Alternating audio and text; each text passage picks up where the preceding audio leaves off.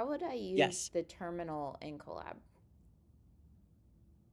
sure. To access the terminal in Google Colab, click the terminal icon on the left sidebar. Then a terminal window will open at the bottom of the page. You can then type and execute commands as if you are working with a regular command line interface. Amazing. I see this little thing off to the right that says connecting. What does that do? Okay, the little connecting indicator on the top right of the terminal tab shows the connection status of the virtual machine that is running your Colab instance.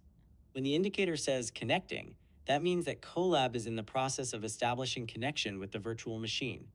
Once connected, the word connecting will disappear. Awesome. And I did see that. So if I connect to a local runtime, what does that do?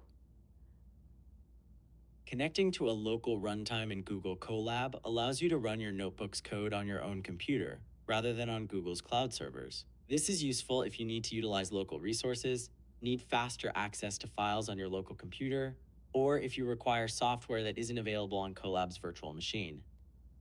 Beautiful. Thank you, Gemini.